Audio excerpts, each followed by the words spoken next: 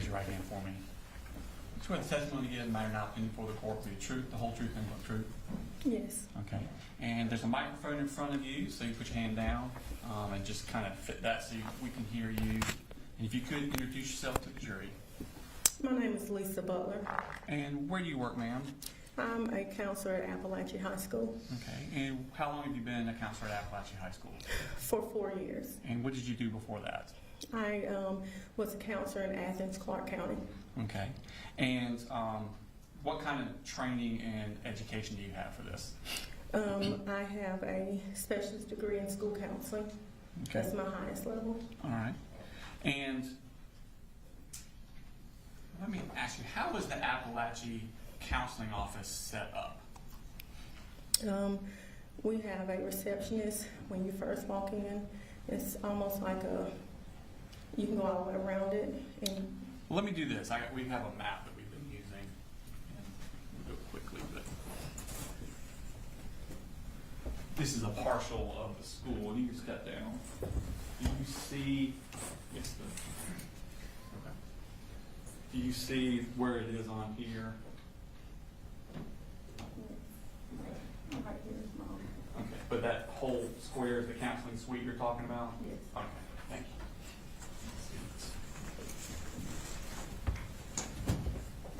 you. So I think you were describing how it's set up. Tell me about that. So when you first enter, we have the receptionist, and you go around. We have a vault, and that's where the public, not all of our education records are at. And then we have a couple offices where we have the registrar, and then we have one of the assistant principals over curriculum instruction, and then you'll go around, and that's when you get to all of the counseling offices. And how many counselors are at Apalachee High School? We have 4 full-time and 1 part-time. Okay, and how do y'all divvy up the workload? We have it based on different letters in the alphabet. Okay, and what basically do you do as a counselor there? Counselor, I assist kids with making sure that number one thing is graduating with their education plan. We look at transcripts, different things like that. Also make sure, if the kid have any types of, mental health needs, we make sure that we make referrals and do different things like that for them as well. Okay, and so you said you had certain letters of the alphabet would be yours. Would one of your letters back in 2024 been G? Yes, that's correct. Okay. Did you have a student in Apalachee High School in the school year 2024 of a Colt Gray? Yes, that's correct. Okay. When did you first become aware of the existence of Colt Gray? When a new student enrolls, like when they register at the board office, we will get a notification, and the student's name come across our email. All of the counselors emails and tell us that this new student has arrived. Okay. So everybody got the email. You recognize the letter as one of your letters? That's correct. Okay. Was there anything about it that caught your attention? Yes, because I also had Colin Gray on my caseload as well. And so when I saw Colt's name, the names were very similar, so I actually thought it was Colin Gray. Okay. And you knew who he was already? Yes. Okay. Because he also has your letter, right? Yes, and I had him before. Okay. When did you first meet Colt Gray? When he came for enrollment, when I was helping him with his registration. Okay. Was that August the 13th? I think so, yes. Okay. And so what was the purpose of him coming to the school that day? So that I can help him develop a schedule so that we can get him started for classes. Okay. And did someone come with him? Yes. Who came with him? His father. Okay. And did you introduce yourself to them? Yes. Okay. And did you tell them what your title was? Yes. What did you tell them? That I'm his school counselor. Okay. And what did you do at that point? I sat down and talked with him. He was a freshman. We did not have his records, so basically I scheduled him for just regular freshman classes. Okay. When you say you didn't have his records, were you aware that he had not been in school the year before? No. Okay. Did you make a comment about not having his records? Yes, I had already made a comment with the dad over the phone. Dad had called maybe a few days before, and then when Dad had called, I said we don't have his records, and he said that he's a freshman, so. What was the purpose of Dad calling before? To try to get him for school, registered for school, so he could start school. Okay. Did he call in order to get Colt counseling? No. Okay. When he met with you that day to go over Colt's classes, did he say anything about Colt needing counseling? No. Okay. What happened after you got Colt his schedule situated? I went over with Dad how he could register him for sign up for Infinite Campus, for the parent portal, things like that. I gave printed off a schedule. I gave Colt a copy of his schedule, and I also gave him his student ID. Told Dad to, if he has not signed him up for free or reduced lunch or did an application, to complete that application as well. And then I guided them to, we have some students that do a tour of the school and take the students around. That way they can know where their classes are at. Okay. And did you then leave them with those student group? Yes. Okay. Did you have any more contact with the dad after that? Not that day. Okay. When was the next day that you had contact or any sort of contact with Colt or his father? When Colt came into my office a few days, maybe a couple of days later. Would that have been August 26th? Yes. Okay. And when did he come into your office? What part of the day was it? It was early that morning. Okay. Someone had sent him in my office because he was having some anxiety. He was really struggling. And they wanted me to talk to him, and I talked to Colt. Okay. And describe Colt's demeanor when he came in there. He was very fragile. He just looked real sad. Looked like he was kind of scared to me. And so, he just started talking to me and just told me he really didn't, feel like being at school today. And, I asked him, is there anything I can do for you? I didn't know him, so it was really hard to and so. Okay. And did you call anyone as a result of this? Yes, I attempted to call Dad from the school's phone. What number were you trying to use? The number that we have in the Infinite Campus. Okay. That he used to sign up the day before? Yes. Okay. Did you get any answer? No. Okay. What did you do at that point? I told Colt, I said, try to see if you can get Dad on your cell phone. Okay. And did he do that? Yes. Okay. And did you talk to the dad? Yes, on speakerphone. Okay. And what did you tell him? I just told him that, Colt was having a rough day, and, I had been speaking with him, and I was really concerned about him. And, he said that he wanted to talk to Colt, so he did speak with Colt. Was that also on speakerphone or was that private? It was on speakerphone. Okay. And did he say anything to you about Colt? Yeah, he had told me that that Colt had previously had anxiety and different mental health issues. He did explain that to me.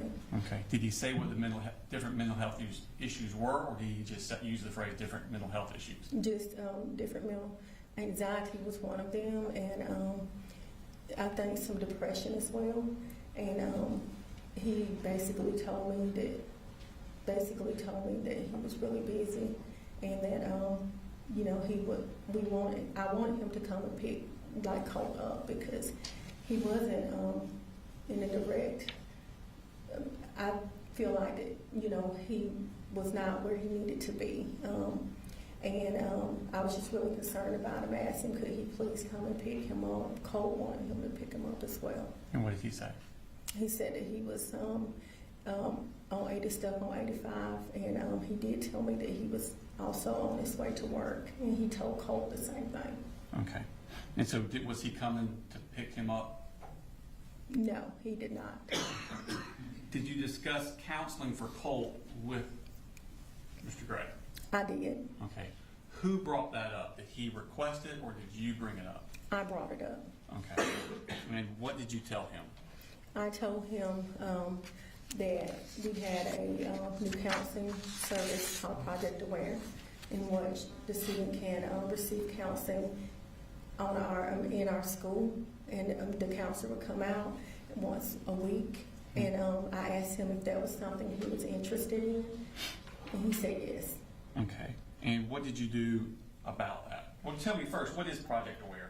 Project Aware is a grant-funded program that only, I think, 3 counties in the state of Georgia, and Barrow County is one of them that got that program. I think it's like $5 million over, I think it's 3 or 5 year period. And basically, we have therapists that are in our, that's employed by the school district and this partnership, and they go out to the school and they meet with the students and provide counseling, or they'll make a referral maybe to an outside agency if the student needs additional support. Okay. And what does a parent have to do for a child to be in this program? It can go a couple of ways. We can reach out to the parent, in which I did, or the parent can request it as well. Okay. And did he request it, or did you reach out to him? I reached out to him in reference to it. And so this form, how did you communicate it to him? I got his email, and I actually emailed it to him. Okay. I'm going to show you what's been marked exhibit number 172. Yes, you recognize this.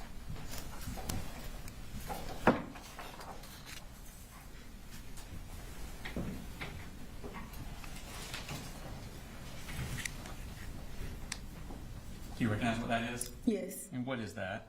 This is the email in which I sent Mr. Gray the Okay. Consent for service form. All right.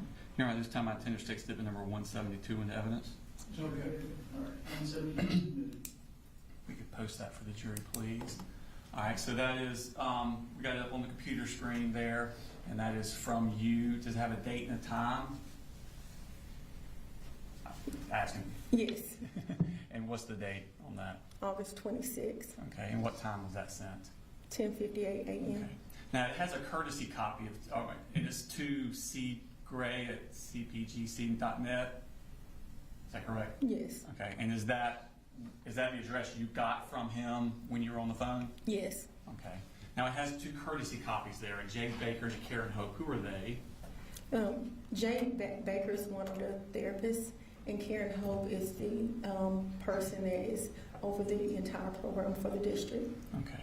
And then it has an attachment there. What's the attachment? The attachment is the consent form for the referral for services.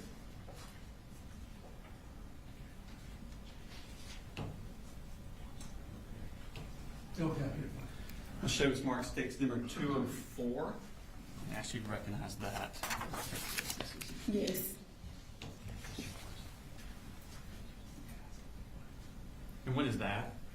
this is the consent form. And is that what the attachment is? Yes, that's correct. You're right. This time I tender stakes number 204 in evidence. It's submitted for objection. Post that for us there. So this is a 1-page document. Is that the document you gave?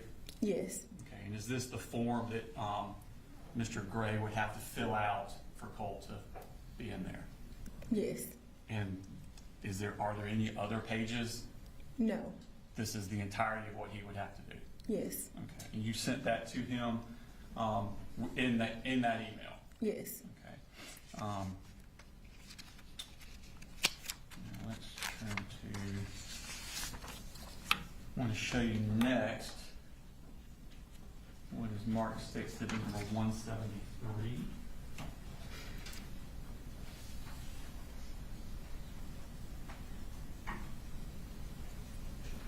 Okay, good. Thank you. see if you recognize this. Yes.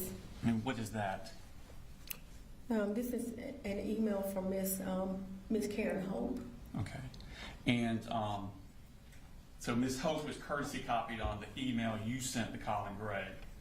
Is she responding to that email? Yes. Okay. And is that an accurate copy of the email that she sent to Colin Gray? Does it courtesy copy anyone? Yes. Who's it courtesy copy? To Miss Baker. Okay. And are you also on there? Yes. Okay. And so you saw that email? Yes. And is it accurate to what you saw? Yes. You're on Interstate Step number 173 in this. It's admitted without objection. So we'll pull this up. So, all right, so this is from Karen Hope, and the date on this is also August 26th. Yes. Okay, so this would have been about not quite 2 hours after the first email. Yes. Okay, and it's to Lisa Butler, Mr. Gray, and then courtesy copy Jade Baker. And who's Jade Baker again? She's a therapist. Okay, and she says, she points out that the counseling sessions are at the school. Is that right? Yes. Okay. Does she also attach her email? Yes. And does she attach a phone number? Yes. And are those there if he has any questions or concerns? Yes. Okay. Now, on this day, that Colt's having this anxiety attack, so this is all happening on that day while this is going on. Colt's in your office. Yes. Does he ever go back to class? Maybe about 30 minutes before school ended. Okay, so I know you didn't have a clock, like a timer, but about how long did he stay in the counseling office? For over 6 hours. Okay, and what did y'all do with him for those 6 hours? We have a calming room, and we provided that room to him. For the first maybe hour and a half, he sat in my office, and I talked to him and just tried to comfort and sit with him. And then after that, I started getting busy with other students, and so I told him that he could go into our calming area, and he agreed to that. And so I let the receptionist know it's a window where she can see students at that point. And so I let him sit down into that area, and he, stayed there for a while. We repeatedly asked him if he wanted something to drink or anything to eat. Did he want to go get lunch or any of that? And he said no every time that we checked on him. Okay. Did he have instructions as to how long he could stay in there? No. Okay. Did he ever feel like he could leave at some point? Yes. And did he say anything before he left? He said that he was ready to go back to class. Okay. Now, what did you do after this in relation to this situation? Just based on the conversation I had with Cole, I did a sworn referral. Okay. What is a sworn referral? That is a referral in which it goes directly to the school social worker, and at that point, the social worker can look further into, things that might be going on with the student. Okay. Okay. It shows Mark State Statement number 174. I should recognize that. Yes, And what is that? the sworn referral that I completed. Okay. And Your Honor, we tend to take Statement number 174 into evidence. It's admitted without objection. So, that there at the top, that picture of Colt, is that what was where did that come from? That was in the infant campus from when he was enrolled in Barrow County schools when he was younger. Okay. And then coming down, That's the referral. I was trying. Can you get it? Sorry. Coming down to the bottom there. So the summary, where is this information? Did you fill out this form? Yes, I did. Okay, so the summary you filled out. Yes, Where are you getting the information that you put into the summary? based on what Colt and his dad told me. Okay. And so the student suffers from severe anxiety and depression. Father said he has several other diagnoses he would like to discuss at a later time. That's the only detail you got from them? That's correct.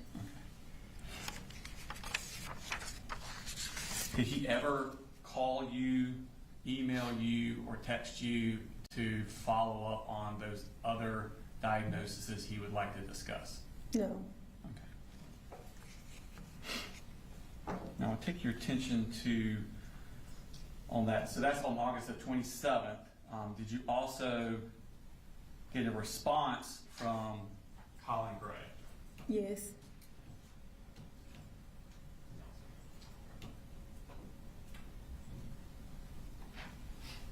No objection there. Showing you 175, states 175. I should recognize that. Yes. And what is that? This is an email from Mr. Gray. Okay. And is that in response to the email you had sent with the attachment of the Project Aware consent form? Yes, that's correct. Okay. Your Honor, this time I intend to state Statement number 175 in the evidence. It's admitted without objection. Okay. So is this, it says, this is from Colin Gray, and it has the email address that you would send it to. And then this again, this is on August 27th, 7:40 that night? Yes. Okay, so this is, if Colt had the anxiety attack on Monday, the 26th, this is the night of the Tuesday. A Yes. more than 24 hours later. Yes. And this is when he sent back in that consent form to you. Yes. All right. And again, he's courtesy copying Jade Baker, Karen Hope, and D. Polhamus at Hotmail. Do you know who D. Polhamus at Hotmail.com is? I think it's the grandmother. Did you know that at the time? Or is that something you found out later? No, I did not know it was the grandmother. Okay. So at that time, you don't know who that is? Mm-mm. Okay. But again, we talk about who Jade Baker and Karen Hope are. Now, on August 28th, the next day, in response to this email, does Jade Baker send an email also to Colin Gray? Yes.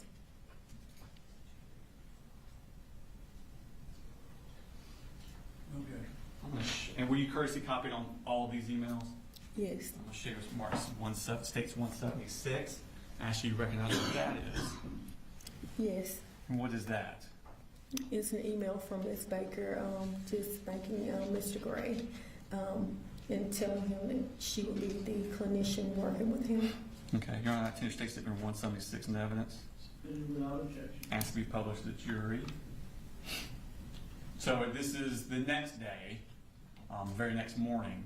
It's from Jade Baker, and it's to Colt Gray, Lisa Butler, and then, of course, courtesy copy Karen Hope and Deborah Polhamus. And she's just basically saying that she's the clinician who's going to be working with Colt, and I plan to work with him early next week. So this is August the 28th on a Wednesday. So you're going to talk about, that's the Labor Day weekend, isn't it, coming up? Yes. Okay, so Monday the 2nd, is the school open? I think the Holiday. second. The 2nd is a holiday I think. on Monday, Labor Day, is Yeah. Monday? Okay. So the first day she would have been September 3rd. It would have been the earliest of early next week. Yes. Okay. So it was not going to be before Saturday, 31st. No. Okay. And then I think she says, please let me know if you have any questions or concerns. Is that correct? Yes. Okay. Now, down there at the bottom, she gives her name and her cell phone number. Is that correct? Yes. Okay. Now, the day or so after Colt's panic attack, did you get a call from Colt's grandmother? Yes. Okay. And what was she calling about? Without going into the details, what was her purpose of calling? She wanted to talk to me about what was going on in his life. Okay. And How did you feel about meeting with her? I did not want to meet with her And why not? because she's not listed as a guardian or any point of contact in Infinite Campus.